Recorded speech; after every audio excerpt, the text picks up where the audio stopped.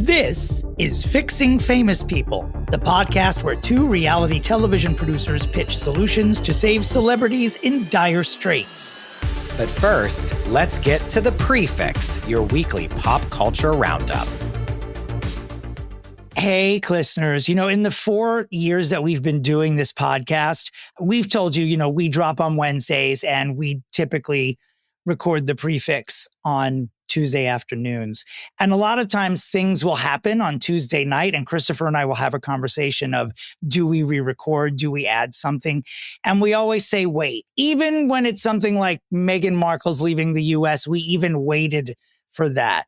But this week, there's obviously something we could not wait for. I don't even know how to say it. Dolly Rebecca Parton Dean, American Angel, passed away.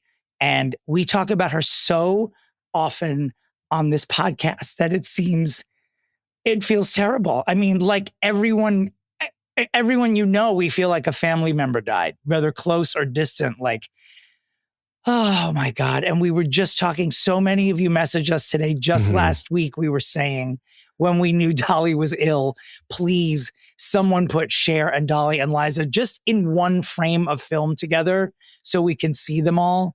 And obviously that's not going to happen. But what is happening now, as happens when an icon passes away, is that we will, for the next few weeks, be flooded with every wonderful thing she has ever done, which includes things I'd never seen before. Dolly appearing on the Cher show. I forgot that was part of Dolly's big push when she was becoming mainstream popular. She did a special. She was on Cher's show and then did a special with Carol Burnett. I mean, I don't know, terrible. Dolly's the one. Like, if you're like a pop culturista, she's always, when you discuss celebrity deaths, like, who's the one that everyone's going to mourn? And Dolly Parton's name was always the only one at the top of that list because she's the most beloved and the least polarizing and most full of love person that we've ever had as a celebrity.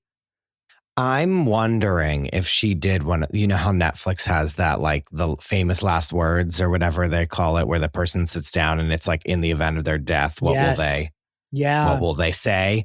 I'm wondering if next week we're getting that from her, because she's someone that in theory you would go to and say, hey, like, she would have been number one on the call sheet for that, her, Cher, and Liza. So I'm wondering if we're going to get that. And every person that's in television is scrambling to start to make calls to be like, how can we make a retrospective about her? So I'm expecting in the next couple months, 4 or 5 different walk down memory lanes with her life and career. And I bet you that they're all going to be incredible. Of course they will. And we are going to beat all of those people, because this Friday, instead of fixing a celebrity, the Friday episode this week is going to be a tribute to the one and only Dolly Parton, because she's not someone whose passing we can just spend 2 minutes on at the beginning of the Wednesday show. So we're going to dedicate the entire show on Friday and do what we do with people that we're fixing. And we're going to go through the career, but we don't need fixing. Dolly fixed us. There are very few people, and this isn't meant to sound controversial or anything like that. There are very few people who make me proud to be from the United States. And Dolly Parton was truly not only that person, but I think the reason we're all mourning is because we're all keenly aware that Dolly Parton was the best we had to offer. Truly. Yes, correct. I don't even know that there's an argument there, really. I mean, just transcends even all the other people, all of our other icons on the show who we worship. They'll be mourned differently because they're polarizing in different ways, politically, or, for things they've done in their past, or, other things that we would judge. Not that we're a judgmental podcast. Just kidding. It's 24/7 judgment here, but never to Dolly Parton. That's all that it is. It's truly. The only judgment we've ever had is told her to take a break. Just, you're good. Don't perform. We just wanted you to take a break. Yeah. And I'm going to use this very obvious opportunity to say publicly to whoever's listening who can make this happen, please put Cher in a glass cube somewhere. I don't want to see her live anymore. She's going into a bunker. She's retreating. I just want her to live because I can't. I was actually a little bit taken aback with how upset I got.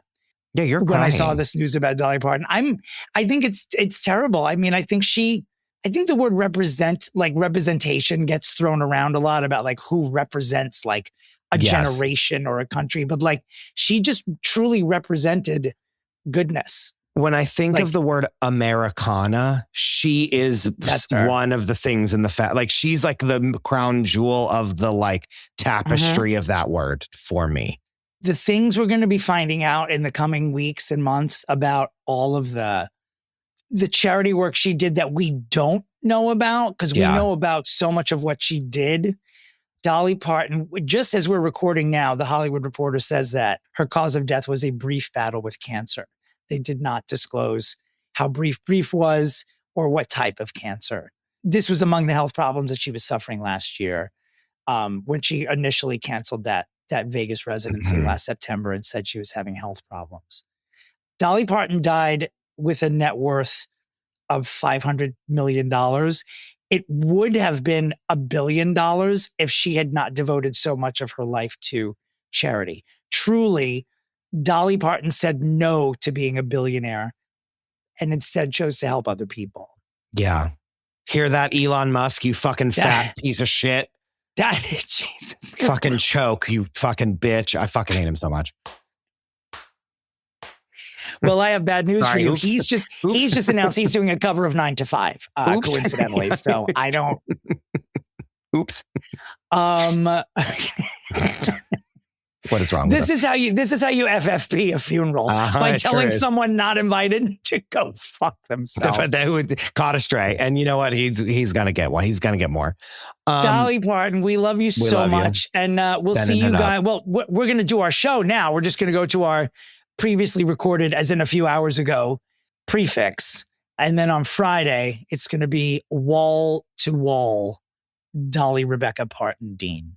Yeah. So when you hear us like laughing along and being like, they're very jovial for someone who, you know, just found out Dolly Parton died. Know. This is before we didn't know yet. So let's just, during the Pre-Fixe, we didn't know. And also, if any of you have met Dolly Parton and have an experience with her, come forward. Please DM us before Friday, and we will include it. I've never met idea. Dolly. I don't think I've ever been in the same room, actually. No, I definitely haven't. As Dolly. Dollywood's about to get slammed. Can we just say that? You want to talk about Dollywood tickets are about to be like the Odyssey IMAX 70 millimeter situation. Oh boy, the Dolly Parton musical is debuting next year. I know. Is she going to win a posthumous Tony for the score? Oh, Dolly. We love her. We will always love you, Dolly. Like the word legend. Legend. That's the word. It's like it's almost like not enough. It's not even, you know what I mean? It's crazy. True. A real legend. Anyway. Whew. We love you, Dolly. And now, our regularly scheduled Pre-Fixe. Christopher. Dominick. You know, it happens every week until we are a 5-day-a-week, 3 times a day podcast, which is, of course, my ultimate goal. Along with it sure is. A public office that I make up where we serve jointly. I don't know what the title will be. But until such time, something's always going to happen on a Tuesday night or a Wednesday morning that's not going to make the Pre-Fixe. And when I tell you that event this past week was so unbelievably tectonic. But beyond. Because we were born in England as Americans somewhat, we've often imitated them culturally. Mm-hmm. We now have our own Megxit. We now know what they went through 6 years ago because we are losing the Duchess of Schmuckers just like they did, but they've got her back.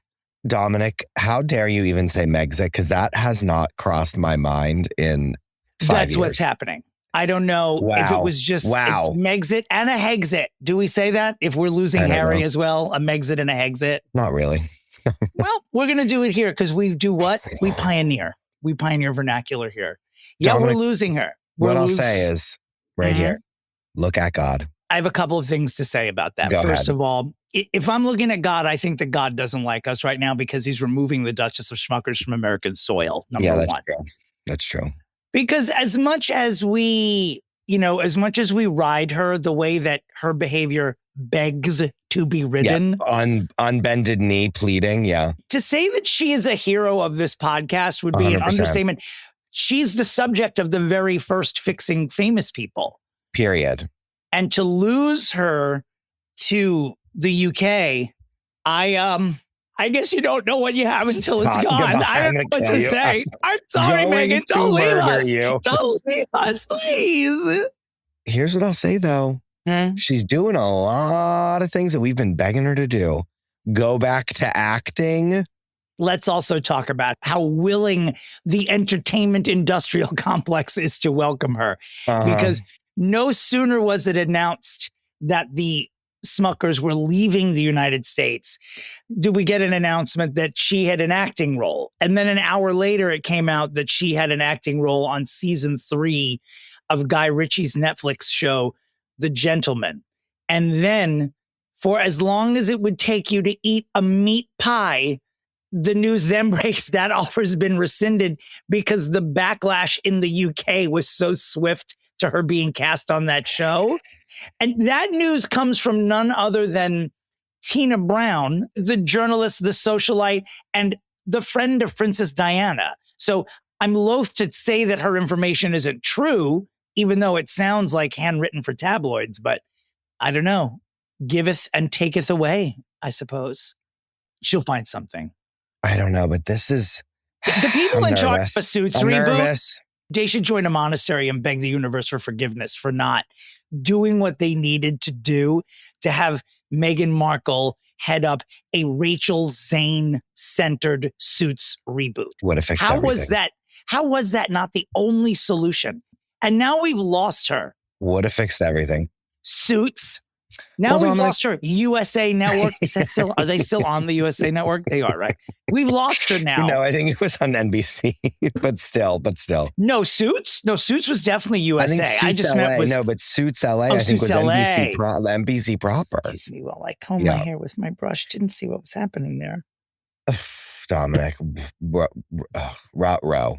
This is a catastrophe. P.S. Let me tell you one thing. I have a new neighbor down the hall. He moved in earlier this year. See, he sends me a message on Facebook because we posted a reel about Meghan recently. Well, I mean, we post reels about her pretty regularly. Well, I'm not going to pull it up now, but he was just like, fair warning, Meghan Markle is my share. Stay away from her. Sir, don't block me. I'm on Facebook. Same. You don't know. This is we tough love Meghan. Don't tell me how to speak about our girl, Meghan Louise Markle, the Duchess of Schmuckers. I want this to work, Dominick, but I'm scared it won't. I don't know. I don't even know what to say. I'm not going to lie to you. Because I'm like, it's not going to be great when she goes back there. They all hate her still. Harry, again, getting off scot-free from all of this. Because he's like, what's a job? I don't want to do working. Blah. Like, he's like, this is disgusting. And she's like, I have created an entire brand and done multiple seasons of a show that was a hit. And you did one polo documentary and then hung up your hat. And went to the World Cup. Right. Yeah. And went to the World Cup. I do love, though, that this news comes like, they had that Girl Scout cookie documentary we spoke about last week that nobody saw. So they were advised to abandon all their business ventures. And literally 2 minutes later, they're like, okay. Thank you, New York Post. We will take your advice. Yeah, they're like, you're right. That was never the advice of this podcast. Like all hard breakups, you leaving was not in the cards, Meghan. I don't know. We've tried. We tried everything we could to make it. We really have. And if I'm Kate Middleton, I'm waking up every morning, looking out the window, sipping my tea and just saying out loud, I wish a bitch would. I wish a bitch would. Come back in this family, Meghan, see how that goes. I don't think so. I'm the queen. I'm Queen Kate. Why do I feel like she's going to soften because when she was like gone and we all know allegedly that she was in Houston getting cancer treatments, but no one could say that. But like, I think that really rocked Kate. And I think and the king too. I think the king might have softened there too, because he's also been sick. And I think that's gonna, her being like, oh, I had to like hide away and they blamed me for everything. And my husband took none of the blame. Like I think she's like kind of slowly. What about Camilla? Camilla's probably sitting there in an ostrich feather hat going, my, how the tides have turned. How am I the least problematic bitch in this entire family? Who's the tampon now, assholes? Queen consort Camilla Louise Parker Bowles. Again, I think all the time whenever were we mad at her? Oh, because she took a picture with J.K. Rowling. And I said, way to go, tampon. And you just went, way to go, whore. And it was so funny. Camilla, I stand by Camilla Parker Bowles should be put on the British pound. I mean, she is a hero to gold diggers everywhere. No shade. I mean, I'm sure she likes the guy. I'm sure she loves the guy. She got quite a package. There. What do we think's going to happen? They're going to go there. Or are they going to get a house? Because here's the thing that's happening next is this is now like another 2 years of life cycle of media for them to be like, they're not given a castle. They don't know where they're going to live. The kids are homeless, quote unquote. Like, then it's going to be like, then they have this thing and then they need security. So then he's going to go to the dad and ask for security. And then they're being shunned and then blah, blah, blah. Like, you know what I mean? Like, this is just like, there's so many more levels of like what will happen. And they had kind of run out of levels in America. Yeah. From what I understand, they're doing this now quickly because they want the kids to start school there this year. So that's why they're sort of making it happen now. There's got to be a plan. And now we know like all the mystery and like who was meeting with who when they were there over the summer. That obviously was it was a setup for this. Like we're joking around that it's like, oh, the Girl Scouts didn't do well. Let's get the fuck out of here. But like this sort of move takes months to of course plan. Like whatever news we're going to be getting in dribs and drabs has already probably been decided months ago, really. I'm like legitimately sad that she's gone. I know. Or is leaving. She'll be back. And it was a miss. I mean, she's got to be back because she's from here, but who knows? Like, they hated it there. They were very pointed. They wrote books. They did a documentary about how terrible it was. And now they're going back because the life that they've become accustomed to can only be achieved there, where everything is just a little bit more free than it is for them here. I mean, I've moved for less. Yeah, you move for work. That's the job. The job is you're married to a prince. Go do that job. It's a lot better than you probably gave it credit for 6 years ago. Fuck the jam. Just show up at charities and do that wave. Live your life. Live your life. You want to swap with me, Meghan? For a billion reasons, the answer is yes. Chris, I would give up this podcast if Prince Harry asked me to swap in as the new Duchess of Schmuckers. I want you to know that. You mean a lot to me, but not enough for me to pass that up. I know, Dominic. I know. Speaking of outspoken public figures, we go over to everyone's hero, astronaut Gail Louise King. She, the head of the CBS empire, the face of CBS. Well, you know, the whole world is sad about Hayden Panettiere's passing. Leslie Vogel, famously the estranged mother and former manager of her daughter, Hayden Panettiere, releases a statement that seems a little bit terse, a little bit angry. I'll tell you what I'm not doing. This woman's reputation, not great, from Hayden's mouth, actually. Like, we read the book, we saw the interviews, and I'm not trying to be precious or anything like that, but this woman lost a son 3 years ago. She loses a daughter now.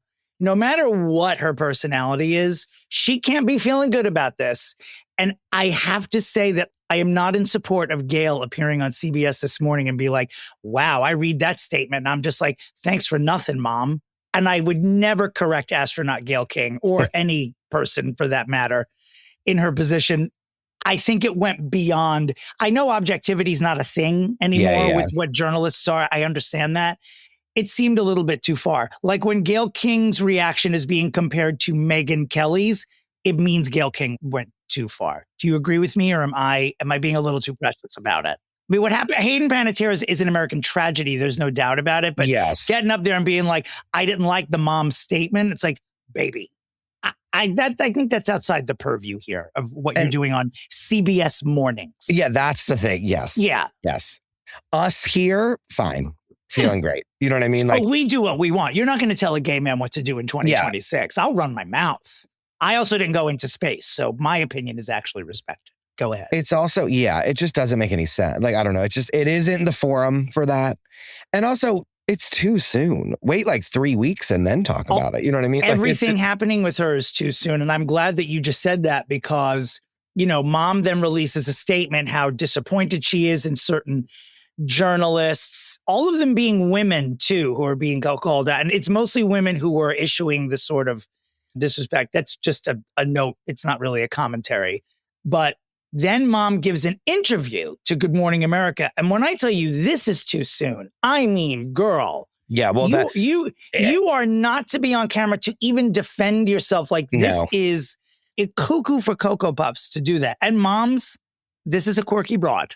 She's always been that way. I have very little access to her, but every time she pops up, not everything's sort of right there, but a week after your daughter dies to give an interview, absolutely not. I'm being reminded now that, like, remember when her memoir was coming out and it was like, I'm going to tell everything. And the mom was like, my daughter's a fucking bitch liar. Of course. Like, you know what I mean? So let's not to defend Gail, but like, let's remember that whenever the memoir was coming out, we're going to, to assume that like her mother wasn't going to be painted in the best light. Which she wasn't. It's not coming out of nowhere. Gail didn't just pull that out of her ass. My daughter's a fucking cunt, and here's why. Like, do you know what I mean? And so, like, that is another part of this where I feel like Gail was like, okay, let me shut this fucking bitch up for one. Like, you know what I mean? Like, she was like, let me stop this before she even does an interview. But then it wasn't. She couldn't be stopped. Yeah, I understand where her opinion comes from, but this was not. Gail miscalculated whether or not this was supposed to be a sit down Robert moment. Like, sure. I actually feel bad about getting up here and saying the things that I want to say about Hayden Panettiere's mother, which is probably what everyone wants to say. It just feels a little, and I do have a line. It felt a little dirty to me. It's like you're critiquing the mom, like let her figure out what the fuck she's supposed to do first. She did just lose a kid and she knows that she fucked up. But anyway, she gives an interview to Good Morning America. I'm not saying that she justifies Gail, but it's like, to see this woman on the defensive about what other people are thinking about how she mourns. And she said, like, my mourning my kids is my domain. I won't be told what to do. It made the whole exchange just made Hayden's death feel so just like dirty and even more unfortunate than it already did. Like it's put like a real sort of sour, like, oh, this is why this happened. I don't know. It's made it so much more sad. And you're not shocked by after seeing the behavior like this, you're like, oh, this is why this person was so fucked up for so long. It just sucks. And not to, use Rose McGowan as an expert on all things life, but Rose McGowan in Congress with this podcast, or at least with me, by saying children don't belong in show business. Please take it from me. I barely survived and most people don't. Let's switch over to a little bit of good news. Rosie O'Donnell knocks it out of the park, guest hosting Kimmel. Mm-hmm. All anyone wants to know is when are you giving it to her? Like, what? Just give her the late night show. We have missed her. We've missed that energy, and it was great. And she was just back up to her old tricks, giving away free shit, being an actual fan of the people that she's interviewing, knowing about them, like, which is something not all viewers do. No, that's not part of the job anymore, by the way. You know what I mean? Like, she was great. We don't got to do that anymore on our other shows. You know what I mean? It was so comforting seeing her up there. Really, it was great. She did what she does. She talked about Broadway on a national scale. Mm-hmm. I bet a ton of people watching Kimmel didn't know enough about Cats, the Jellicle Ball, and it's already closed. And she had on Sidney Harcourt, who is the heartthrob Rum Tum Tugger of that now legendary show, had him on, boosted his star by like 10 billion by giving him a national stage. He was very good in the show, obviously. Yeah. And he's a hot piece of ass. And I love how she's describing him as, this is my new Tom Cruise. This is my, this is just like 30 years ago, except this time she's able to joke about how ridiculous it is because she wasn't out of the closet when she publicly fell in love with Tom Cruise. And now she's like, you could change me. Like this is like telling the jokes that we were all telling when she was in love with Tom Cruise, but now she's able to joke about it and it was fun. We do love her. We love Rosie O'Donnell. Didn't get to see the show. Didn't hear really great things about it, if I'm being honest. Really? But yeah. But you know, before she gets back to Ireland, I wonder if there's a deal to be had here. What would she do? Would she want to do it? Yeah, would she want to do it? And I feel like the answer is no. It's the same thing like if Oprah had a show again, we would all be flying to it, even though, you know, she's one of those people that you feel safe with in the sense of like, this person can carry a show. And that's the thing. That's why she hosted the Tonys. That's why she does every gig that she's ever done. I mean, she's, as Lizzo would say, she's that bitch. She did not, I don't think anyone ever even doubted that she would do A+ work on Kimmel. It was just great to see her back there. Who else is coming back? Drake. The tour is coming, Christopher. The Iceman dumbeth, and he will dumb his way through the world on this tour. The announcement is imminent. Fixing Famous People will not be present at this tour unless you want to go alone. You won't be there with me. And Drake spotted just a few days ago at the Ella Langley concert in Arkansas. So I'm thinking one of two things. Is Drake going after Ella Langley? Otherwise, why was he in Arkansas? Is he that big of a fan that he chose to see the show in Arkansas rather than like Columbus, Ohio, or somewhere a little bit closer to? Where's the city where he set up an igloo in the middle? Was that Toronto? Yeah. It was Toronto, I think. And while we're here talking about Ella Langley and raising an eyebrow as to why Drake was at her concert, and you mentioned this last week, the song Choosin' Texas, that is Ella Langley's song. It has, at least to this podcast, very quietly tied the record for the longest consecutive weeks at #1 on Billboard's Hot 100. The longest ever is, of course, Mariah Carey. And by the way, we're going to talk about Mariah Carey and her clitorally insane, should be institutionalized fans in just a moment. Mariah Carey's All I Want for Christmas holds the #1 spot over 20 years because it becomes #1 every year for like 1 or 2 weeks. And so all added up, All I Want for Christmas is technically the highest, you know, the longest reigning #1 with like 22 weeks. But this past week, Choosin' Texas was #1 for the 19th week in a row, tying Old Town Road by our girl Lil Nas X and a bar song, Tipsy by Shaboozey. Those have all been #1 for 19 weeks.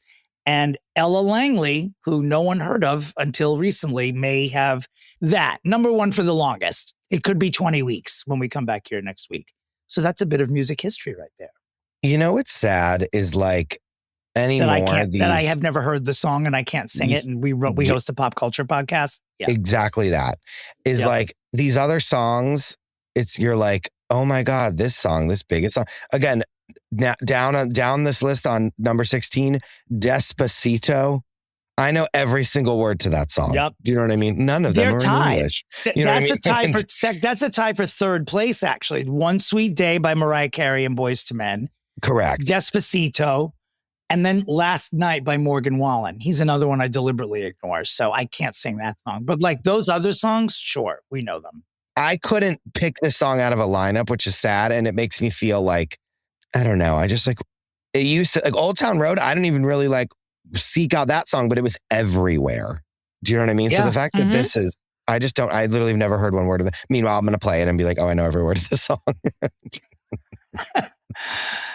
Also, what a fun title of a song, Choosin' Texas, a place where women don't have many choices. Let's move on. Slamarella. Congratulations, Ella Langley, in advance, because I bet it'll happen. Sure.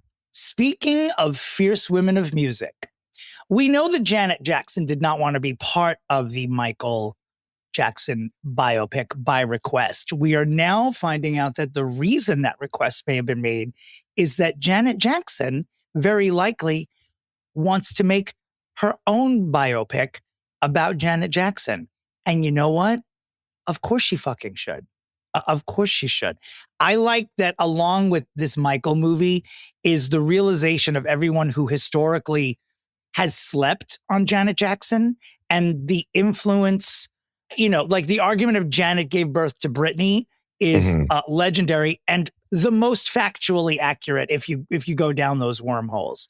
But yeah, Control just celebrated its 40th anniversary. It was a seminal piece of work that inspired countless artists afterwards. And there might just be a Janet biopic coming out. And why not?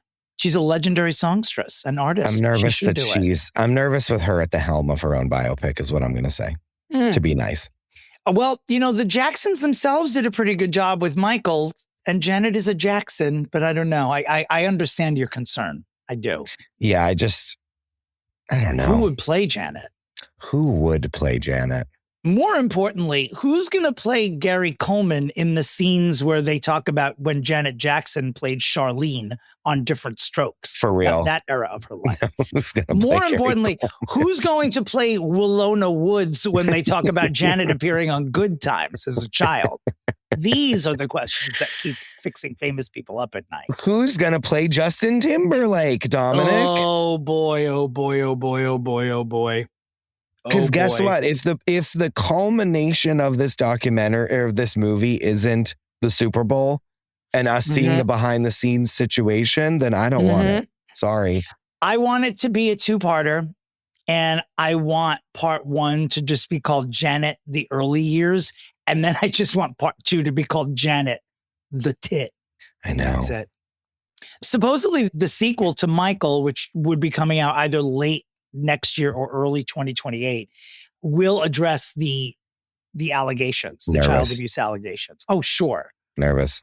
Couldn't be more nervous. Because as much as everyone saw the first one and was like, wow, they really went there, they did everything. I don't think it's going to be that way with the allegations. No, I don't think either. No. I don't think it's going to be measured, but we'll see how it goes. While we are talking about biopics, let's talk about a couple of documentaries that are coming down the pike with some people that we talk about often on this podcast. Jessica Simpson has Instagrammed that her life will be the subject of a Netflix documentary treatment early next year. I am excited about this. I am, and mostly because I'm looking forward to it being a quick watch. Unless we're dazzled by secrets of her life that we didn't previously know. We have Chicken of the Sea. We have Daisy Duke. We have a lot of things. No, there's a lot of things. If she will go there, I mean, I know that her this is the thing, is that her memoir was optioned around so much. And like even people that have been on this podcast before have been in talks to be a part of it. Mm-hmm. And I know that it was just like so much going on, but I don't think it ever went anywhere. Mm-hmm. And so I think that like her doing this documentary is like in lieu of doing a biopic, which I like. Is there why am I feeling like, I'm not trying to say that one person's life is more worthy than another, but is there enough story there? I think so. Like when after Nick, I think just being with Nick is like so good. Like I would love to just hear the stories of that. And then also remember she was with was it Tony Romo? She was with the one football player. John Mayer. There's a lot. Yeah, there's a lot. And her memoir is like regarded as like one of the best celebrity memoirs like ever. Really? Like, yeah. Like it's like really well done.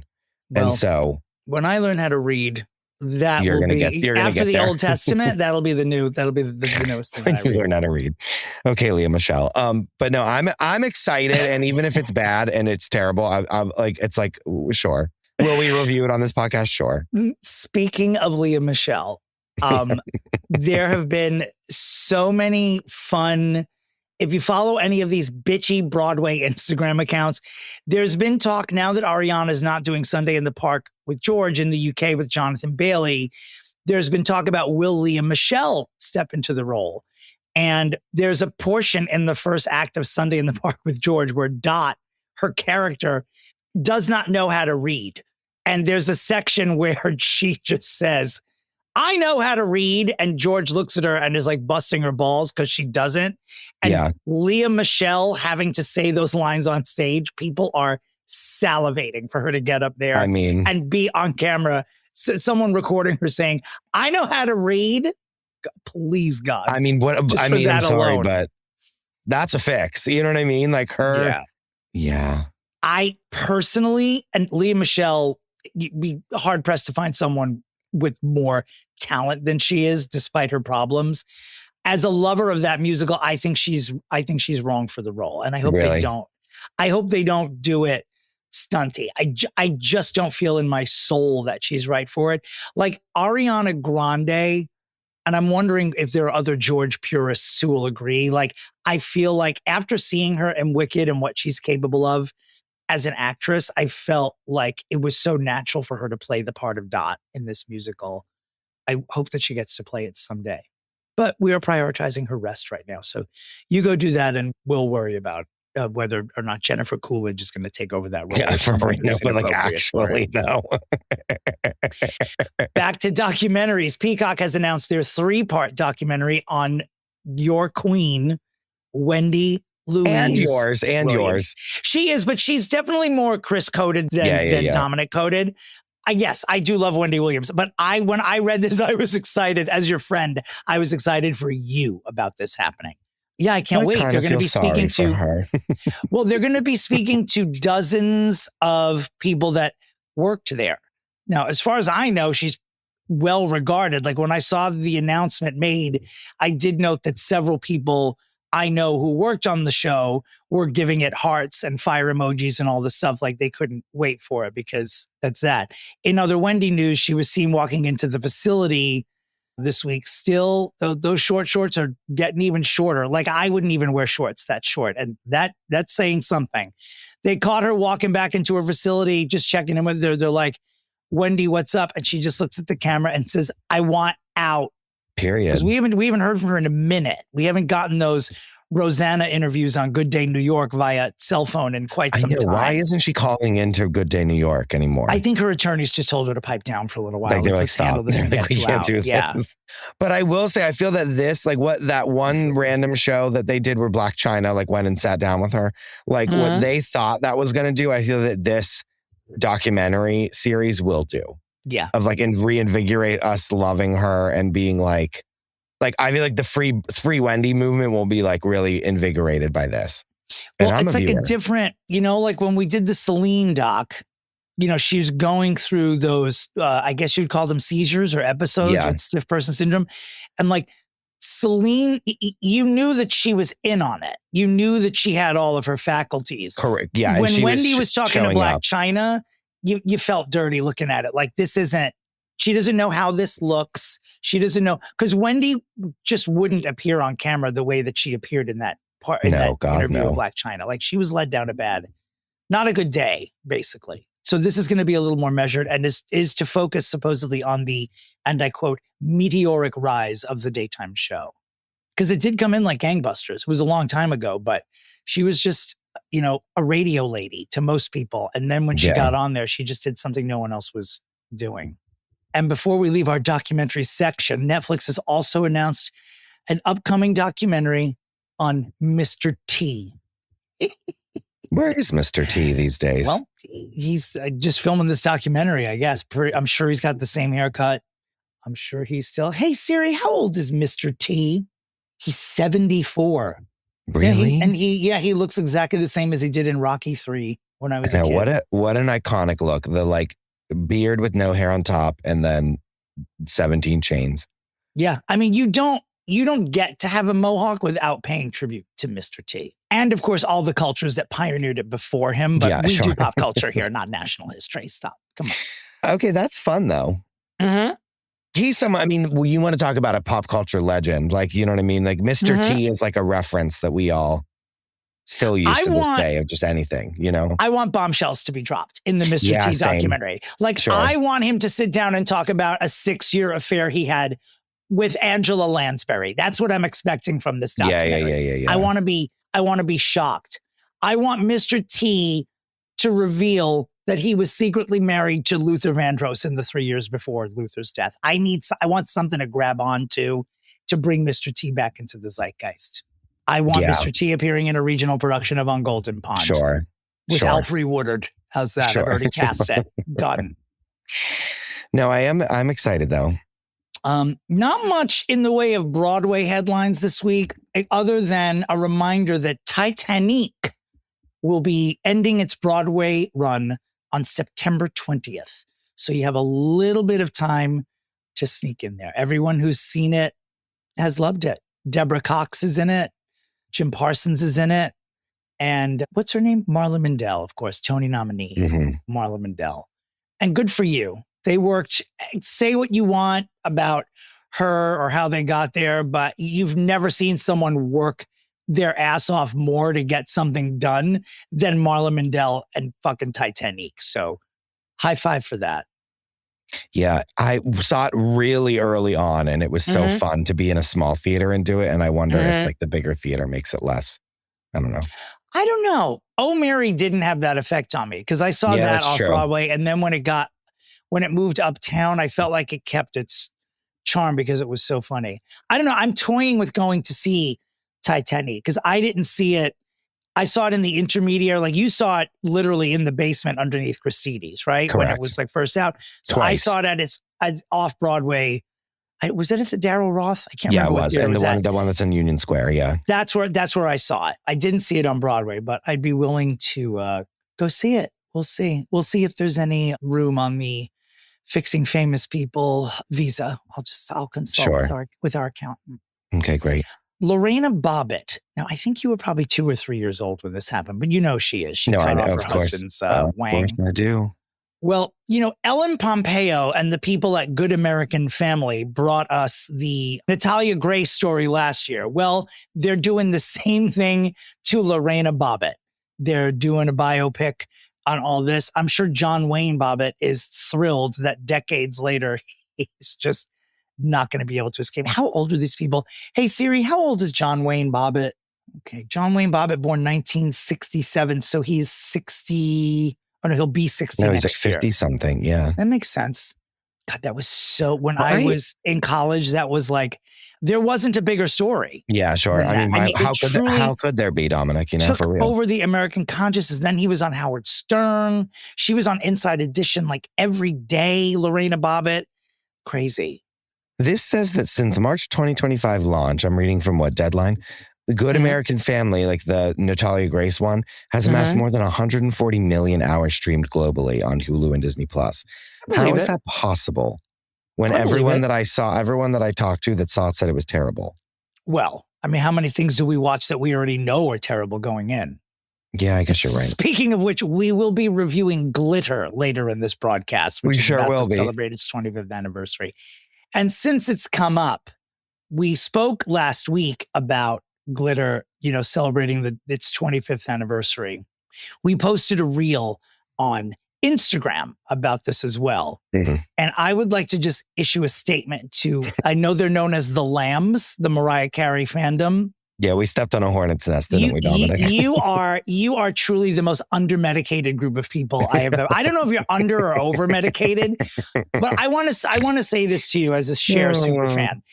Part of what makes a superstar, a true superstar, is their imperfection. It's the quirks. It's the campiness that like attaches you to them. So if someone were to come up to me and be like, is Cher still alive? Or make fun of plastic surgery or the fact that there's like a 70-year age gap between her and her boyfriend. Yeah. I'm laughing along with you because I know Cher doesn't care about what you think about her. So we can all laugh about it. I want you all to get in the mindset. Mariah doesn't care either. What Mariah Carey cares about is, will there be enough men to carry me from one side of the stage to the other in my Christmas concert? Correct. That's what she cares about. And that's a legitimate concern. I mean, all I did was blow kisses at these people in the comment section on Instagram all week. I just didn't know what to say. Now, the truth is, and I'll issue like a semi-correction, Glitter, the album, came out on 9/11/01. The movie came out like 10 days later. On September 21st. Now, we knew this. I knew this, but I still went forward with saying it because Mariah herself has attached herself to 9/11. She has deliberately blurred the line about when the movie came out when the movie came out in relation to the soundtrack. Like she just says 9/11 is when Glitter came out. So I'm going with what your queen has said. Also, so if you have an issue, go to her Instagram page. Get out of Also, here. too, it's better for her that it came out on 9/11 and she like didn't know versus putting it out the next week while the nation was in complete mourning and shock. Do you know what I mean? It's like insanity. Oh, she wants it to be 9/11 because she's like, that makes me look not a monster. Because It's I'm like it's like the branding. It's great. Yeah. So speaking of campy, quirky women who are worthy of your worship, this is a good time to talk about the upcoming Fixing Famous People live at the Green Room 42 on September 15th, right here in New York City. Tickets are selling. I'm pleased to say that we're very relieved that anyone wants to come see it. And there are now several of you who want to. So please go to thegreenroom42.com or to either of our Instagram pages where you will find the links in the link tree. It's going to be such a fun night. There will be fun merch available that is just exclusive to the live performances. So for those of you who are collecting all of the FFP memorabilia, you'll definitely want to come down and check out our merch table, which includes new candles, perhaps a black tank top, etc. Maybe new hats. Perhaps a new chapeau for You'll the fall. The VMAs, which we spoke about last week, which is surprisingly honoring a 68-year-old Italian woman for her greatest career achievement. Not what MTV was known for in the early days, but kudos. Will supposedly be hosted by none other than Cardi Louise B. Perfect. Funny. Very on brand. Like the right level of thing for her to host. I'm watching. That's the input. Like MTV, which is essentially, other than the VMAs and RuPaul's Drag Race, a fairly defunct brand at this point, like sort of just existing on fumes, and ridiculousness is not even on there anymore, right? It's just, what do they show there now? I couldn't tell you. Reruns of Guiding Light. I don't know what's on MTV, but Cardi B hosting it just makes it feel like MTV's an A-list place to go again. So really great idea. Kudos so MTV funny. for fixing yourself. I hope so. Yeah, I hope so. She's just so funny. Like, never forget when she was like, I have to shit, and she left her concert and then got on Instagram Live to show all of her fans that she was actually shitting. Yeah, incredible. Maybe she'll do that in the middle of the show. It should be. I hope so. So every week, someone who's too old to be touring cancels a tour. All year, this has been going on.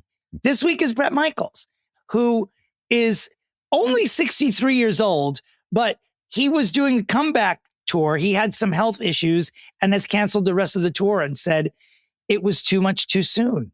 What are you doing in these concerts? Remember whenever Tiger Woods got his like 16th DUI and I was like, stop, why are celebrities driving? My new thing is, why are old celebrities touring? And this is the mantle. I'm running for office based on this platform. We've talked about too many of these people that are mid-concert being like, I have to go get an oxygen tank because I'm about to pass out and die. Why are these people putting themselves through this? I don't like it. It's not fun. I don't like hearing that they're close to death or that they like physically can't do this anymore. We don't need it. If the people love you, I'm not even saying don't tour, but what I'm saying is, who's an example? Phil Collins has been in poor health for some time. He still tours. He sits in a chair in the middle of the stage and does what he does. Drums. Yeah. You already know that it's going to be like this before you go to the concert. You're not expecting him to be running around doing pirouettes. You know he's old. You know he's in ill health. It doesn't mean he shouldn't be out in public, but you know what you're paying for. I don't want to see Lionel Richie doing somersaults. I don't need to see Rod Stewart on an elliptical machine proving a point on stage while singing Maggie May. Not at all. Joni Mitchell hasn't stood up in 15 years. No one has seen her standing. I think that's a toilet they wheel her around on now. Just do what she does and just sit there and sing. And we loved it. Remember when there was they had to rotate the whole stage around at the Grammys for her to perform. Remember that? And they did it and we loved it. Yep. Period. So just do that. AO. No one is the UK. There's no one saying that you need to stay home. No one is shaming old people, but you don't need to do all this running around. It's okay to just sit there. It's okay. No, but Sharon, he has to try to because I want that last residency. I want that last. We're running out of time here because she's 80, and I know part of the reason. Yeah, I know part of the reason is that she probably doesn't want to do a concert where she's not, running around in the turn back time cobweb and all that stuff. But honestly, ripping off those little, like, you're doing her reveals. You know what I mean? Like, yeah. Yeah. But that's okay. Here's the thing is like, even older, I feel like we've said this before, but like there's some like older pop stars that are like, I have to like be naked the whole time. And it's like, you really don't. And like, just because Madonna doesn't ever wear pants doesn't mean that like how chic would it be if you were in like a jumpsuit with like flare pants and it was like an amazing costume and you were like, in theory, dressed like a nun. You know what I mean? Like, it's like, you don't need to be showing off TNA when you're like be a sexy nun too. I mean, Cher would do nun properly, I just mean like you could be covered up in the sense of like it could still be skin tight and be like sexy, but not be like, and I have my clitoris and my labia minora and majora out for you all to see. You know what I mean? Like both. Yeah, both. Period.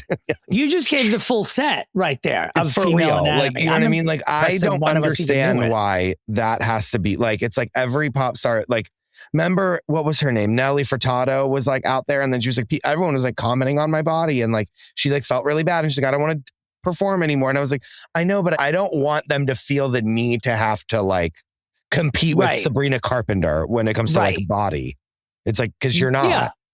And we don't need you to be sexy like that. Like, I'm okay if they want, your ass or your whatever. Put whatever you want out there. I just don't want it.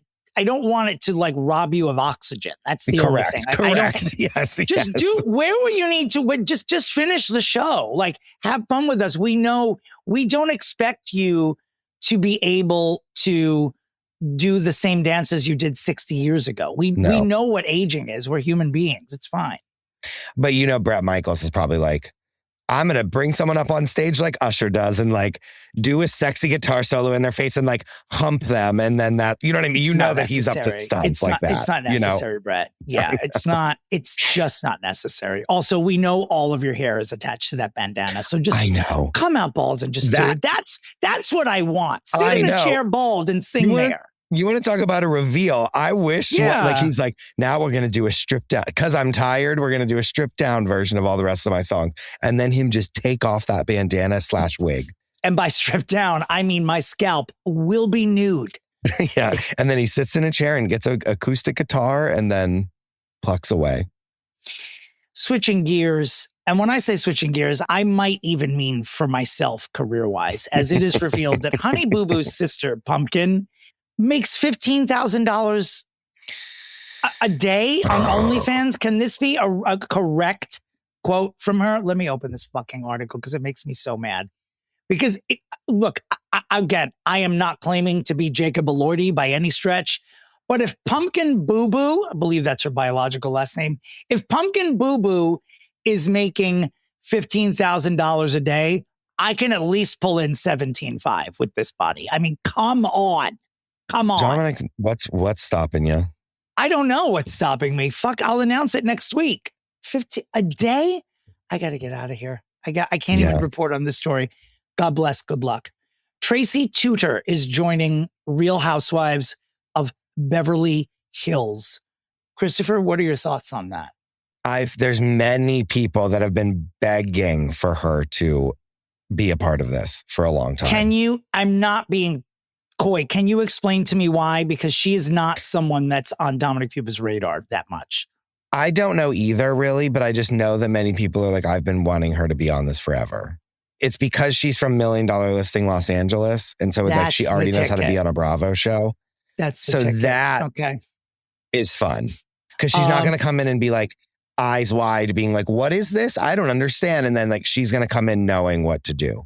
Well, she also has pre-existing beef with Dorit, which is also probably part of the reason they want her to be on the show. That they've both spoken about on different, like on Jeff Lewis and on Watch What Happens Live. Yeah, love it. She's probably like, I showed Dorit a house that she couldn't afford. Like, that's fun. You know what I mean? I'm going to say this very, very superficially. because I'm not familiar with this person, but I am looking at her and I'm looking at the announcement on Deadline. She looks frighteningly able to be a cast member on this show. Like, correct. She looks like if someone were just to do a sketch of any random person who should be on the show, it looks like this woman. Yeah. No, I'm like interested. A sleeveless shirt and gloves. I'm in. I may start watching regularly based on that. We're down. We're in. Welcome to it. Speaking of Bev Hills, Kim Richards spotted in the wild for the first time in a long time. You know, there was Dominick. eviction drama last year. You know, there's always, people have always more concerned about Kim Richards' sobriety than just about any other celebrity, really. If I'm Kim Richards, I'm almost annoyed that you're paying close attention. Anyway, she's sitting on the beach in Santa Monica painting, got a hat on, minding her own business, kicked her shoes off, looking really pissed off that someone took a picture of her. I would be too. Sorry to say. I would be too. I think we're all Team Kim here. Honestly, let's leave Kim Richards alone. And P.S. the picture that like this photo that they're getting of her makes her look like she is has crazy from in a way she's not. Yes, right. Crazy in a way that she's not. She has her little piggies out. I would be mad too if someone was taking a picture of my naked foot. My toes. Yeah, don't put my toes on TMB. Hey Siri, how old is Kim Richards? 61. Okay. So Kim Richards is a child star who's made it into her 60s. You know what? Leave her alone. Yeah. She'll let you know when she wants to be on camera. Trust me, she probably regrets Amsterdam more than anyone else. Just leave her alone, please. I know, but she came out of that looking squeaky clean, in my opinion. I thought she looked crazy. I don't know. I was uncomfortable. Oh, I don't know. I feel like... P.S. I watch it at least weekly just to watch Rinna break that glass. There's I know, but I feel like she was like telling us the truth. Maybe. She was a truther. I don't know. Harry Hamlin will have to unscathed. So... I know, but it stays in the back of my mind. What was the thing we were going to talk about the husband? What, that he was gay? Good. Yeah. Anywho, I also, shame on TMZ making it seem like she's been, like, that they caught her, like, begging for change on the side of the road when she was just, like, painting. Right. She was just minding her own goddamned business. And they make this article be act as if she came up and asked for a sandwich and then the person took her photo. Leave Kim Richards alone, please. For real. Sandra Bullock. Now, I did not know this. Now, Sandra Bullock was out of the public eye for a very long time. Sandra Bullock, a very private person. And now we find out, I guess I was unaware that her long-term partner, a man named Brian Randall, passed away a couple of years ago from ALS. And he was around her age, which is, 60-ish. They were together for some time. And he was diagnosed basically halfway through their relationship. So for half of their, I want to say 7-year relationship, he was sick. And he didn't want anyone to know, which is why we didn't hear from Sandra Bullock for quite some time. She, like Nicole Kidman, is on the Practical Magic 2 press junket. And so this has been coming up. And she was on Smartless recently and talked about grieving him and saying, I wasn't allowed to speak about it because it was his health and his decision. So we never spoke about it. And I took care of him until he died.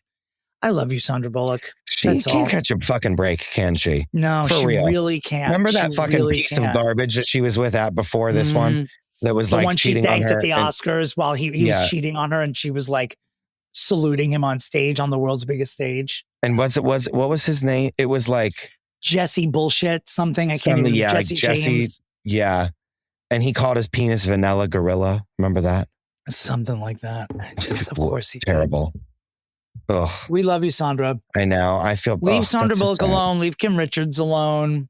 Some casting news. Sebastian Stan, the very hunky Winter Soldier. It looks like he's going to cross from Marvel to DC, as some people are doing. We spoke about Scarlett Johansson possibly being Poison Ivy in the new Batman. Well, Sebastian Stan has confirmed that he will be the new Two-Face in the Batman Part 2. For those of you not comically inclined, Tommy Lee Jones has played this character before. Oh, yeah. Aaron Eckhart has played this role in the Christopher Nolan universe of Batman and Two-Face. Yeah, looking forward to it. A dastardly famous character indeed. I love Sebastian Stan. Did you see the first one? No, I did not. We're Neither talking did about the I. Robert Pattinson. No, I I'm wasn't. surprised that they're making another one because I feel like it didn't move the needle at all. I think it did, like, for the people that it was intended. I think Sure. that they loved it. It was like moody in a different way.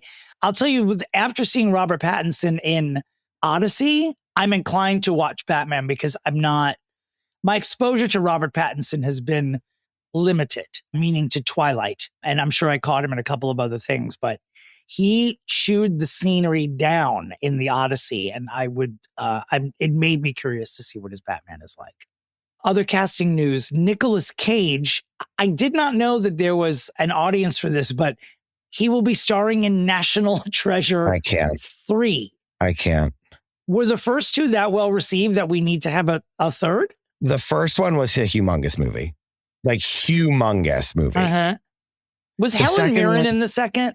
I don't remember. I don't really remember. I don't even think I ever saw the second one. But the first one was like big blockbuster, like brought us back to like Indiana Jones territory. You know what I mean? Like it was kind of like at the right time to be like now that Nicolas Cage is a fossil, could he be the national treasure that people are hunting for? Treasure. Yeah, he's the treasure that they're nationally looking for.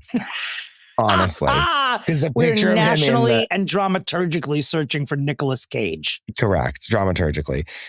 I mean, the picture of him that they use on Us Weekly is rough. It's like, not a good one. Like they're saying what we're saying, but less directly. Like they're saying enough is enough. Speaking of old guys in action roles, I forgot to mention last week that at the D23 convention that Disney holds every year, Harrison Ford revealed that there's going to be a new Indiana Jones ride or attraction there, and that he, at 84 years old, will be the actual model for the animatronic Indiana Jones that will be a part of this ride. Like he's posing for it, which was received by the D23 crowd with great enthusiasm. So that's nice. I mean, he doesn't need the work. I mean, 84 years old and you're like a body model. That means you've stayed in good shape. I thought that he was going to announce a 6th Indiana Jones movie. And I'm like, imagine? Which happens where Lady Gaga wheels you around? Yeah, that's what I'm saying. Wheels you around the desert. I was going to say in a wheelchair. Julie Andrews was approached to be in Princess Diaries 3. And she said, no, thank you. I am retired. I can't do it. Anne Hathaway says we did everything we could to get her to be a part of it. And Julie said, no, the story is about Mia now, who is Anne's character. Anne Hathaway, yeah. And it's just about Mia now. Princess Diaries, is that a touchstone for you? It is. I didn't watch it that much, but it is a millennial touchstone for sure. It's the reason that I showed Hassan's mom The Sound of Music, because she knew Julie Andrews from Princess Diaries. And I was like, well, wait till you see this one. Fall is approaching. That reminds me that the Sound of Music sing-along will be twirling back through New York City this year. Oh, yeah, we need to go. You need to go. I mean, I went with Seamus and his cousin last year. We had the best time because it's not just a sing-along, it's a shout-along. Like whenever the Baroness comes on screen, you hear one old white faggot in the back of the theater going, yes, I am that old white faggot. Yeah, it was you. You want to buy a ticket to hear my callbacks to the screen. A really fun time. We'll broadcast it here. Maybe we should get an FFP group going this year. Yeah, we should. And see who could get thrown out of the theater first. The only bad part about that Sound of Music sing-along is that as you do, there are people who are bringing their children there, like young children, to see the Sound of Music. And it's like it is a family film, but it's sort of like, is it? It prevents you from screaming out things like Rolf is gay, like, little things like that. You're like, when you're seated next to a 5-year-old, there should be an adults only version of that Sound of Music sing along. Remember the Seinfeld episode where George goes into the theater to go, that's gotta hurt. And then, and he does it the second time and no one laughs. And they're like, shut up. Chris Brown, never in the history of this podcast, when the name Chris Brown comes up, it's never followed by anything good. So I guess Chris Brown's dog attacked his housekeeper. We didn't really cover this too terribly well. Got $13 million in the settlement. Chris Brown doesn't want to pay her $13 million. So he is appealing and trying to get a new trial because somehow in the first trial, the court allowed the prosecutors to mention Chris Brown assaulting Rihanna. It's like they were like prior bad acts were introduced. And Chris Brown and his team are like, you can't do that. It tainted the jury against me. Chris Brown, she didn't need to bring it closer. Up. I think they already knew. I think it's the thing you're going to be most known for. No matter, you could have the number, you could choose Texas and be number one for 80 weeks. Not choosing Texas. And also cure a disease. The jury wasn't finding out about you beating Rihanna for the first time in that court. They knew before you got there. And let's stop playing. Just give the woman the money. Just give it to her. And also, it's so sad that your own actions are following you afterwards. Sorry. God. Celebrities don't like accountability. No, they really don't. Speaking of accountability. I can't. Speaking of accountability, speaking of relentlessness, speaking of patron saints of this podcast. Speaking of looking at God. The moment we decided to make Diane Warren the third co-host of this podcast, she's been in the news every day. Weekly. Every single day. So let's go with the less comedic one first. Diane Warren now has a horse in the best song race. There's the title song for an upcoming movie called By Any Means. Diane Warren has written the song and is obviously going to be submitting it for a record improving 18th nomination for Best Original Song. Diane Warren, when I tell you I would go door to door to campaign for this, I am not fucking lying. Unfortunately, this is occurring in a year when a little known singer named Taylor Swift, maybe you've heard of her, a song for a little movie called Toy Story 5. All the money is on Taylor Swift winning an Oscar for this very well received song. Diane Warren will probably still get nominated and get to show up and do her thing, but it might be the 19th try when she wins it. I don't think it's going to be this year. So what does she do when knowing that she's probably not going to win? Well, Diane Warren then sees a pot-bellied pig who escaped from its owner running down the street in Los Angeles. That pig is now the child of Diane Warren. Diane Warren saved a pig. Find a better headline in the year 2026. For every you're losing the Duchess of Schmuckers, there's a Diane Warren saved a pig.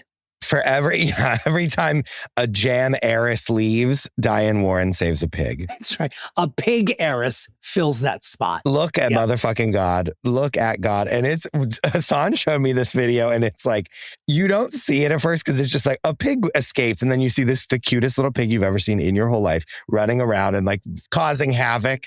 And you're like, oh my God, blah, blah. Then it cuts to Diane Warren as she's like, we saved the pig. And she's like, and we're going to be there and it's blah, blah. And you're just like this menace. I kid you not. When I first came across this story, I didn't have my glasses on. And I thought that Diane Wiest had saved a pig. And I was like, do we need to fix Diane Wiest? Is she doing this on purpose as part of the Practical Magic 2 press hypnotization? And then when I saw that it was Diane Warren, I just thought, you're going to be in the news every day until one of us is dead. That's I know. That's Diane Warren's role now, is just to stay current like this. Legend. I'm sorry, but it's great. And like this engenders her to the Academy, her being an animal activist. She is taking the place of Betty White right now in the animal rights arena. And I love it. Good luck with the Oscar nomination and good luck with that pig, Diane Warren. You are a hero. Speaking of heroes, terrible segue, I don't know. But Nicole Kidman is my hero and she's involved in this. That was my logic. Big Little Lies 3 still happening, but delayed due to scheduling conflicts. It is now eyeing a 2028 production start. I mean, can you think of a project where scheduling could be more harrowing for something that involves Nicole Kidman, Meryl Streep, Reese Witherspoon, Laura Dern, Zoe Kravitz? Like, these women don't just have 6 months open lying around. You got to plan this years in advance. Years. I also don't need this. I don't need this show. The first season was perfect television. And then the second season was fine, but not terribly great. And the third season, I don't need. I'm sorry to say. And it pains me to say this, but it's true. You know what I watched, by the way, finally to the end? I might have been lying about it earlier when we spoke about it, or maybe not. I finally watched The Devil Wears Prada 2. I took 2 hours to watch it from beginning to end. What a wonderful gift to the fans that movie was, truly. Like, it ticked off every box you needed. Was it better than the first? Not necessarily, but it was nothing would be. It never could be. It was a perfect companion to it. Like, you didn't feel that was a waste of time. You didn't feel, oh, they all should have stayed home. Like, they serviced every character. It left you in a good mood. There was almost like a surprise villain toward the end who then was not a villain by the time the credits rolled. It was just wonderful. I just thought it was great. And I would actually watch it again. And I rarely am a rewatcher, but I'd watch it. I just thoroughly enjoyed it. Yeah. Benny Blanco, Selena Gomez's somewhat dirty husband. I mean, like, physically dirty, not like vulgar. He's got dirty feet. We all know it because we've seen them. He lost weight. He said he was going to eat only pizza for 5 days, and he did. And he lost weight. So I don't know. Cookbook incoming, nutrition plan app coming. I don't know. Thank you, Benny Blanco. There are a couple of shots in his journey with Selena Gomez. And when I tell you that she's just like politely ignoring him the entire time, I feel like I look at her face during these pizza videos and I'm like, she's like, this isn't going to stop, is it? That's what I'm seeing on Selena's face. She's like, this is a lifetime of this that I'm going to have to go through. However, I do like them together. I'm sorry to say. Yeah. They're a cute couple. They really are. They're like, really cute couple. They seem to have fun together. They seem to have a laugh together. She's like, I'm a bajillionaire, so I don't need to really do anything. And he's like, that's great. You know what I mean? Like, I don't see him being like jealous of her success. Yep. He's not. He seems unconcerned by it. I don't think he even knows he's married to Selena Gomez celebrity. He doesn't really act like it. Yeah. Well, speaking of heroes, let's turn to Sir Ian McKellen, because this is what I'm going to tell you. I don't need to ask Siri because I keep tabs on Ian McKellen, a man who I've met and smoked weed with. Wow. That's right. Didn't know that. You didn't know that? No. He and Derek Jacobi were here when their UK sitcom Vicious was on. They were the Grand Marshals of the Pride Parade. I want to say in 2017 or so. And they were the Grand Marshals. Wolf Klitzer and I had VIP seats at the pier dance for Pride. And we were seated in the VIP section. And someone came up to us and said, is there room here? Ian McKellen and Derek Jacobi want to hang out here. Wow. We looked at them. We were like, are you serious? Like, who would say no to that? They came up. I was with Adam and Mark and Guy Smith and a bunch of people sitting up in VIP. And I think Guy had weed. I couldn't remember if it was Guy or my ex-husband, but one of us looked at Ian McKellen and said, do you want some? And he said, yeah. And I have photos of this that I don't think I've ever showed you before. It's just us smoking weed with Ian McKellen. That's incredible. And he and Derek Jacobi are decked out in all white outfits with rainbow sashes that say Grand Marshal. It was, I mean, to say it's one of the top 5 core memories of my entire life. They were so lovely and so funny and so normal and so fucking stoned.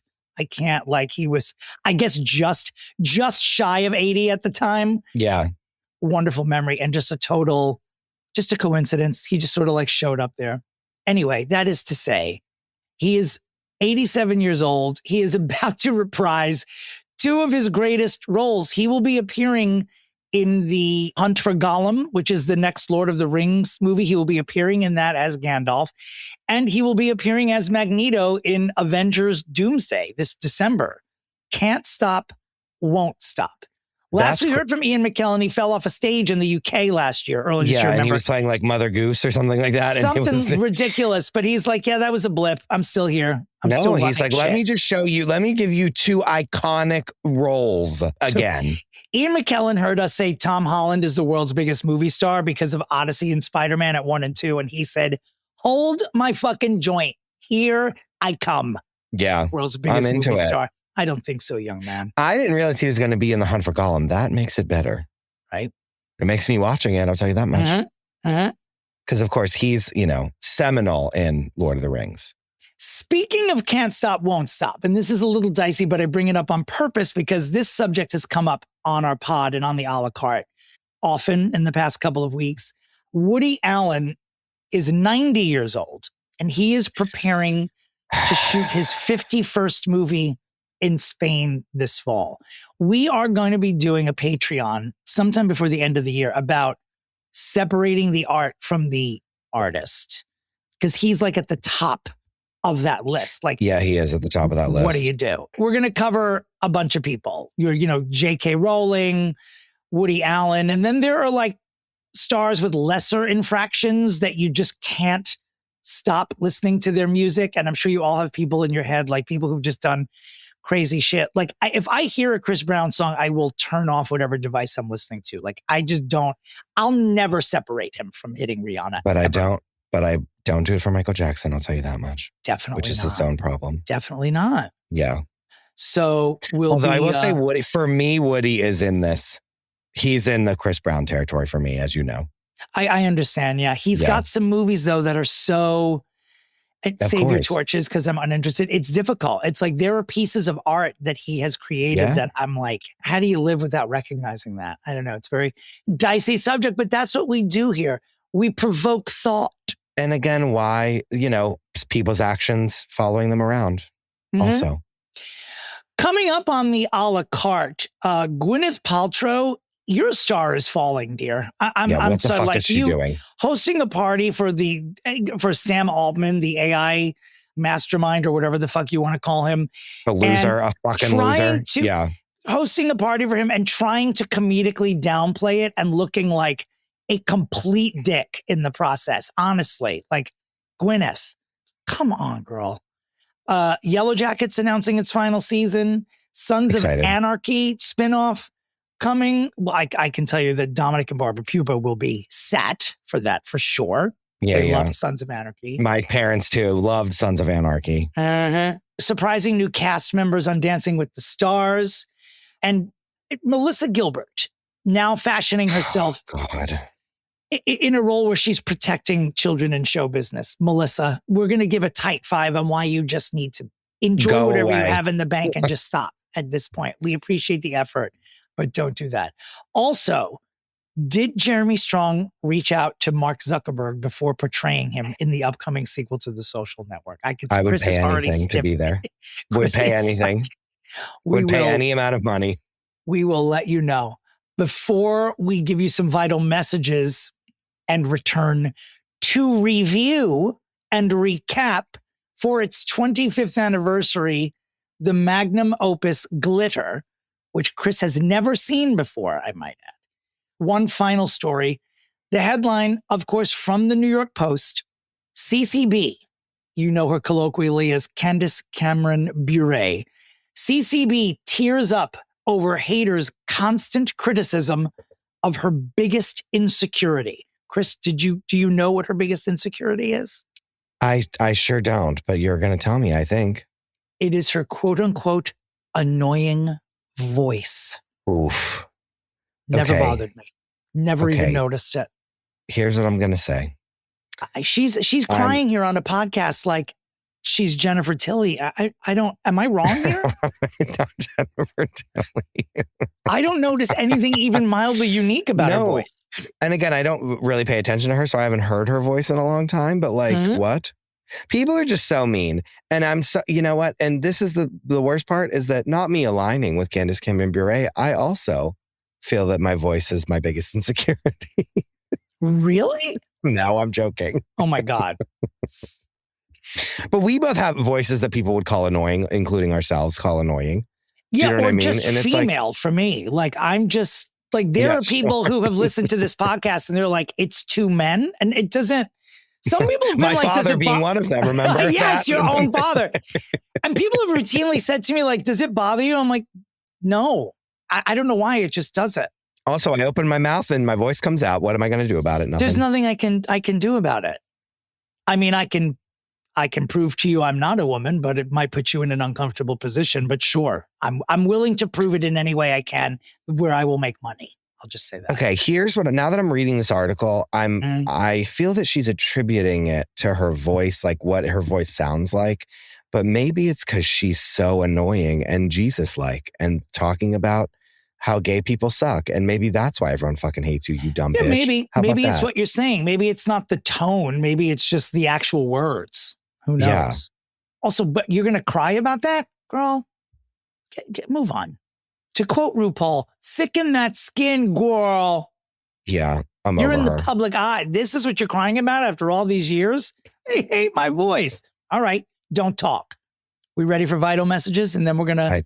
I think so. Glitoris. We will see you in just a few seconds. Christopher, as a great woman once said 25 years ago, baby. Yes. The fire that we started by even talking about this last week, I'm still stunned sometimes by what people respond to, and really do find it quite humorous when the feathers are ruffled. Like, just, good Lord. We're here to talk about glitter. Christopher, I tried not to text last night when we were both watching it simultaneously. I have seen it more than once.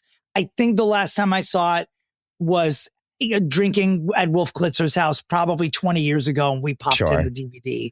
So many things I'd forgotten about it, but as a virgin to this film, along with the listenership, I am dying to know what your thoughts were as those closing credits were rolling. Okay. At the time, was it billed as like a new version of A Star is Born? Because that's what it is. That is definitely what it is. I cannot recall. Like the story I really of can't. The story and plot is A Star is Born. Yes. To the point where towards the end, whenever she comes into the DJ/producer's apartment, Hassan went, "A Star is Born. Oh my God, he's going to be dead." That's what he said. And then someone else comes around the corner. He goes, "Okay. Oh, I was kidding." And he goes, "Oh, okay." P.S. We will be spoiling the entire movie in this discussion. So if you're that way, you should hang up. But you should still, I'll tell you before you leave, I'm giving this a recommendation that you should watch it. But if you want to know if it's to laugh at it or love it, you'll have to stay here. Yeah. It just wasn't good. I'm sorry. It was just like, oh, they tried to have Mariah Carey act and this is what we saw. Like, do you know what I mean? It wasn't the worst thing I've ever seen at all. No. It just like wasn't particularly good. I'm going to say that I remember it being worse than it actually was. I'm going to side with some people that slid into my DMs this week and say it actually isn't as bad as its reputation. And I do think that being released so close to 9/11 may have skewed people's opinions about it because we were looking to be angry at something. And I think one of the early things we were just going to be mad at culturally was just Mariah Carey. Yeah, was just Mariah Carey. In the truest, you've never seen a vanity project that screams vanity project more than this. Vondi Curtis Hall is the director. He was an actor. I don't know where he's gone since this. Wolf Klitzer and I like to say that he's crawled into a Vondi Curtis hole in shame and has not crawled out from it yet. But when you watch this movie, 5 minutes in, you'll say to yourself, are they only shooting Mariah Carey from the same angle and in the same third of my screen every time she appears on camera? The answer is yes. The answer is, oh, this is the affirmative. Yeah. Like, you almost sometimes feel like the plot's not moving forward because she is lit the same. She is framed the same in every single shot that she appears. If you are looking at this movie because you want to know what the left side of Mariah Carey's face looks like, I have bad news for you. You're never going to know. You're going to wait 2 hours. You're going to wait 1 hour and 44 minutes, and you're never going to know. So much so that like she has a side pony at one point when they're shopping in Chinatown, and she has a side pony and you only see the one side of her face, and then she hugs her boyfriend, and instead of the side pony being on the other, like on the side where his head isn't, like he buries his head into her side pony as to not disrupt this, what you're saying, this like rule of thirds that she's given herself in the movie. Yeah. It's crazy. It's crazy. Padma Lakshmi is a delight to pop up here.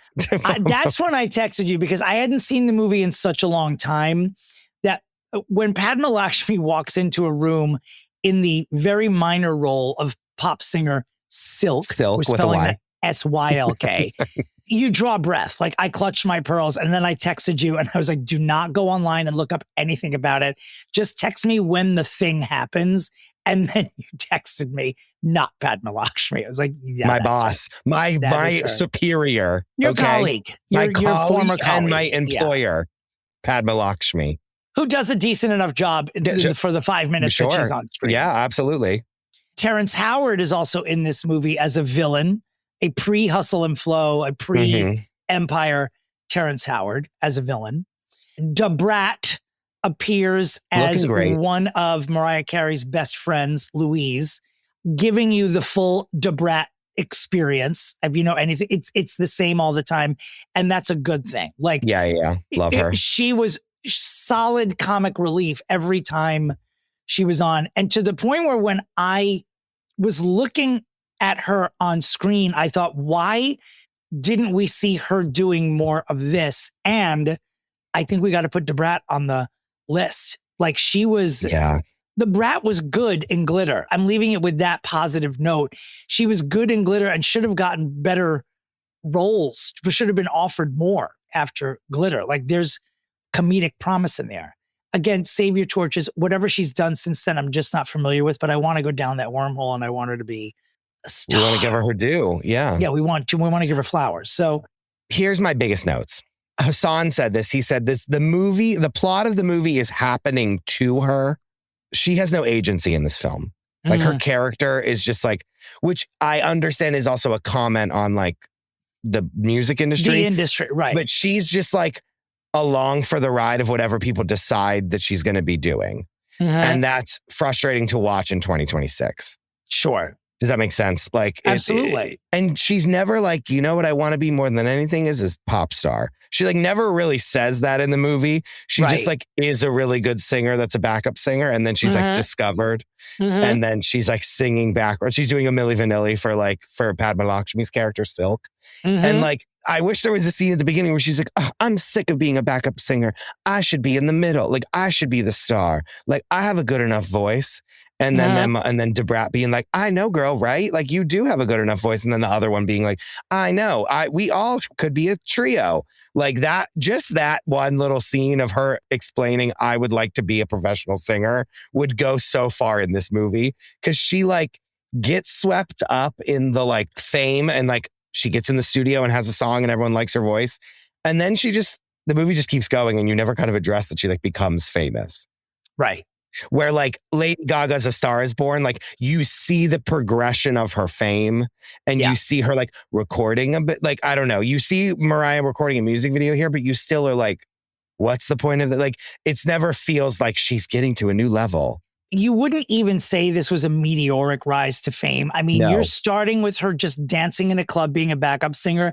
And in the blink of an eye, she has sold out Madison Square Garden. And the timeline of this film is like maybe 6 months, maybe. It's so crazy that they didn't. And it's like what you say, like one montage to move us forward. Truly one. Like, just, it could have been 15 seconds just to move us along in time.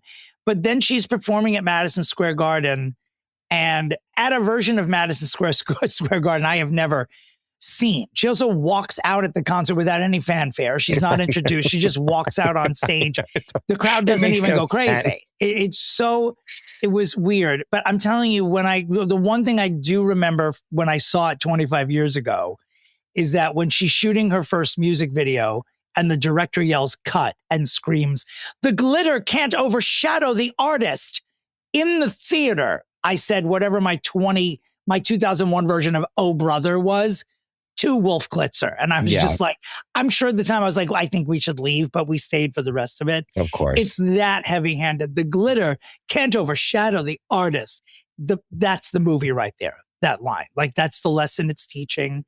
And it's one of those very frustrating, I truly hate the term semi-autobiographical because I don't want to have to feel that in the movie. Because that is her story. She was an incredibly talented backup singer who then was moved to lead. That is part of the Mariah Carey. We know that that's the story. She used to sing backup for people like Brenda K. Starr and then was moved to the lead and was singing songs that were offered to Brenda K. Starr and they became Mariah Carey songs. She became a superstar, earned, by the way, because those pipes, absolutely. particularly in the like beyond, absolutely beyond. But I hate it. I hate it about even like Purple Rain, which is a problematic movie that I love, which is like, which of this happened and which didn't really happen? Like, I don't want to have to wade through the term semi-autobiographical. Like, this either happened to you or it didn't, because all it does is open up a press junket where people are like, well, that isn't me. That's the character I'm playing. Yeah. Like, is it, girl? And is the it? questions being like, when you slapped Tommy Mottola in real life, did he then beat the shit out of you? Do you know what I mean? Like, because there is a point where she slaps him in the movie and then he like goes to retaliate and then stops himself. And then you're like, oh no. And you're like, and I'm like, is this like, it's not good. And so what I will say is that when the script wasn't terrible, she did a pretty okay job. She serviced it. Yeah, she like wasn't like, again, half of it. This is the thing is that I feel that people they underestimate an actor's ability to do silent work. And so they think that every actor can do that. And it's actually very hard in what puts like real people apart, like real actors apart from Mariah Carey pretending to do this. You know what I mean? And like, there were so much like silent things where she had to be like emoting a lot. And she just didn't know how to do that because she's not an actor. She's not an actor. So she just isn't. So she just like didn't know how to do those parts. But like in the limo where they're leaving, like, what is it? The VMAs or something like that.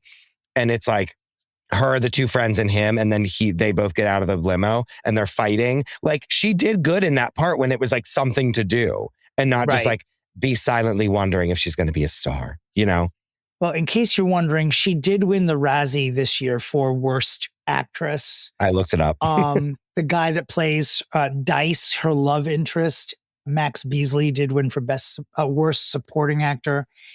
It also, did it win this? Excuse me. No, Mariah won Worst Actress. It was nominated for Worst Screen Couple, Worst Supporting Actor, Worst Screenplay, Worst Director, and Worst Picture. She was also in 2010 nominated as the worst actress of the decade, like literally just for glitter. But that's so. She didn't win it. She didn't win it. But to me, it's like, that's not even worth it. It's like, she didn't do that terrible. The movie just wasn't good. She didn't. And I'm going to say that to everyone who carried a torch to my socials this week. Like, I will cop that it isn't actually one of the worst films of all time. It's just a TV movie with some okay performances. Correct. And an incomplete plot. Why did it get savaged? Because Mariah Carey was at her Mariah Careyest at the time. Like, we're talking, she bust out around like 90, 91 with Vision of Love and then just became it like forever. So this is where it's still at the white hot portion of her career. And people are expecting, what we would expect if Taylor Swift was in a movie today. We'd probably tear it apart. So I regret tearing it apart so much. I won't watch this movie again, though. I laughed out loud at way too many parts when I was not supposed to, even last night. It's A Star is Born. It's Star 80. It's like all of these, you hook up with a guy who's just jealous. He does drugs. He gets physical. He's an asshole. It's like he dies. Spoiler. Oh God, it's just. It is A Star is Born. They just took the skeleton of A Star is Born and made a Mariah Carey version of it. And no one says that is the thing. Like, no one's been like, it's like A Star is Born. No one has said that to me. Highlights: a woman playing Jennifer Lewis, playing her Mariah Carey's mother. She's incredible in it. Her falling asleep, smoking a cigarette and lighting their house on fire, which then gets her daughter taken away from her. Incredible. What a 70s way to die, falling asleep with a cigarette in your hand. Because that took place in the 70s. And then the movie itself, strangely took place in 1983, which was unnecessary. But it could have just taken place in 2000. It doesn't make absolutely like it made no. That's where you go down that line of like, oh, because so this really is about Mariah because we're going back to her beginning. Like, very confusing. And I'm sorry, she sings in the movie, but like, there's barely any like actual song performances in the movie. She doesn't sing enough. Which is a detriment. Because even if the script was bad and then we get all these incredible songs performances in the movie like we did in A Star is Born with Lady Gaga, Shallow, Always Remember Us This Way, the one at the end. I mean, she sings at the end, but like the one at the end that's like about him dying, you know what I mean? Like that would have elevated this. And it's not bad enough where you're like, this is so fun that we're watching. It's like, Right. It's not Showgirls. enough. It's in the middle of like, this is the worst thing I've ever seen in my life, and I can't believe I'm watching it, so it becomes entertaining. It wasn't bad enough for that, and it wasn't like okay enough to be like, I don't know. It just wasn't either thing. Yeah, it just wasn't. It's not bad. It just wasn't good. That's it. It just wasn't. And it's like not her fault. Sure. It's also not her fault at all. No, it's not. It's definitely not. It really isn't. And I'm not going to go so far as to say justice for Glitter, but I will say this really isn't in the top 10 worst films I've ever seen. So I'll walk that back from last week and I'll listen to some of the Lambs, but this is just not a good movie, unfortunately. No. It did nothing for her. Like her vocals aren't even, the soundtrack is fine. It's just fine. It's not the best Mariah Carey album. It's not the best Mariah music. It's just okay. And also, I've always been confused, and I spoke about this last night with Wolf, about why, given this opportunity, this movie, this voice, this moment, why her character's first hit is a cover. Like, I didn't mean to turn you on. Yeah, weird. And they sing that.